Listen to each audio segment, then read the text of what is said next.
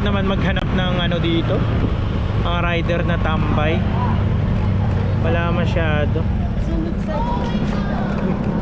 Gulat ako kaya ano eh, bigla tumatawid ah. Wala talaga ako makita mga rider dito na pwedeng pagkapin. Di bale, susunod mga tricycle na lang ang pakapin ko. Wag na yung mga rider, hirap yung hanapin. Siguro sa dami ng booking, kaya ganun. Kaya wala na ako nakikitang tambay rito. Ilan na yung nakikita kong tambay eh. Ganun pa talaga kayo ka-busy, ganun pa talaga karami ang booking nyo dito kay Move In. Para ano, para hindi ko kayo mahagilap.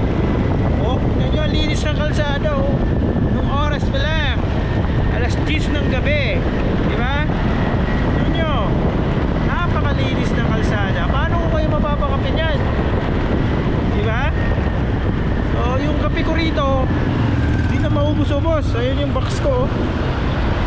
Hindi na maubos-ubos yung box ko rito. Paano kaya yan?